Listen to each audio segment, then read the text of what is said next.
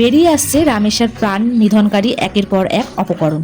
জানা গেছে একসময় সাধারণ রিক্সা মিস্ত্রি থেকে দুর্ধর্ষ অপরাধীতে পরিণত হয়।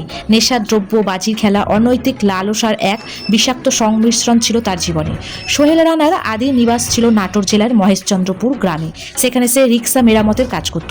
আপাতত সে সবার দৃষ্টিতে সাধারণ মানুষ হলেও সে তলে তলে সে ছিল অনলাইনে বাজির খেলা আর নেশাদ্রব্যের মধ্যে ভূত হয়ে থাকা।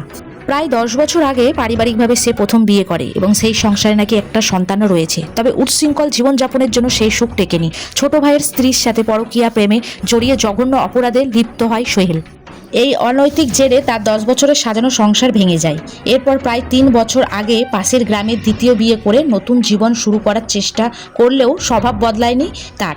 বাজির খেলা এবং নেশার পিছনে বিরাট টাকা উড়িয়ে পাওনাদারদের চাপ আর পারিবারিক গঞ্জনা সইতে না পেরে এলাকা ছেড়ে পালিয়ে আসার সিদ্ধান্ত নেয় সোহেল রানা। সে এরপরেই তার গন্তব্য হয় রাজধানী ঢাকা। কিন্তু সে ঢাকাতে এসেও সে তার অপরাধগুলো কর্মকাণ্ড থেকে নির্বৃত হয়নি, বরং আরও বেপরোয়া হয়ে ওঠে।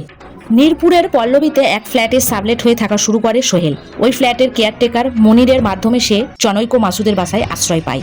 মনির জানায় এলাকার 2 জন ব্যক্তি সুপারিশের মাধ্যমে গ্যারেজে সে কাজ দিয়েছেন, তবে তার আচরণ ছিল সন্দেহজনক। সে নিয়মিত কাজে আসতো না, একদিন আসতো তো 3 দিন উধাও। শেষ পর্যন্ত অস্থির হয়ে মনির গ্যারেজ থেকে কাজ ছাড়িয়ে তবুও তাকে ফ্ল্যাটে থাকার সুযোগ দেওয়া হয়েছিল মানবিক কারণে, যা পরবর্তীকালে ভয়াবহ কাল হয়ে দাঁড়ায়। সোহেলের গতিবিধি পর্যালোচনা করে দেখা যায় সে নেশাদ্রব্য আর অনৈতিকতাই ছিল তার নিত্যসঙ্গী।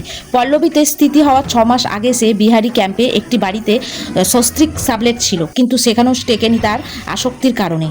বাড়ির মালিক জানান সোহেল নিয়মিত নেশাদ্রব্য সেবন করত। তার স্ত্রীও বিষয়টি মেনে নিতে পারত না। বাড়ির ভেতরে নেশাদ্রব্যর আসর বসানোর জন্য মাত্র 2 মাসের মধ্যে সেই বাড়ি থেকে বার করে দেয়। সোহেলের অন্ধকার জীবন এখানে শেষ নয়। সোহেলের আপন বোন জরিনা বেগম জানিয়েছে আরও চাঞ্চল্যকর তথ্য। তার বোন জানায় তার স্বভাব ও আচরণের জন্যই তার পরিবার তাকে ত্যায্য করে দেন। তারপর সোহেলের সাথে তার পারিবারিক সূত্র একেবারেই বন্ধ হয়ে যায়। তদন্তকারীরা বলছে সোহেল রানার ছিল এক বিকৃত মনের মানুষ। পল্লবীতে সেই ফ্ল্যাটে রামেশা যখন একা ছিল তখন তার ওপর দৃষ্টি পড়ে সেই সোহেলের। নিজের পাশবিক লালসার চরিতার্থের করার পর অপরাধ আড়াল করতে সেই অবুঝ শিশুটির প্রাণ কেড়ে নিল। 7 বছরের একটি প্রাণ যার সামনে ছিল পুরো ভবিষ্যৎ। তাকে অত্যন্ত নির্দ্বিধায়ভাবে নিঃশব্দ করে দেয় এই অপরাধী। এরপরেও সে সুকৌশলে পালিয়ে যাওয়ার চেষ্টা করলেও শেষ রক্ষা হয়নি, পুলিশের নিবিড় তল্লাশিতে ধরা পড়ে যায়। এই রোমহর্ষক ঘটনাটি পুরো রাজধানী জুড়ে আতঙ্ক সৃষ্টি করেছে। একজন মানুষ কতটা নিচে নামলে 7 বছরের শিশুর সাথে এই রকম করতে পারে তা ভেবে শিউরে উঠছে সাধারণ মানুষ। রামেশ্বর পরিবারের একটাই দাবি, এই হত্যাকারীর যেন কঠোরতম সাজা হয়, আর সাধারণ জনগণের একটাই দাবি, সোহেলের যেন মৃত্যুদণ্ড হয়। আর আপনাদের মতামতটা অবশ্যই কমেন্ট বক্সে জানাবেন। আর হ্যাঁ, এরকম নতুন নতুন আপডেট পেতে আমার পেজটি অবশ্যই সাবস্ক্রাইব করে পাশে থাকবেন। ধন্যবাদ।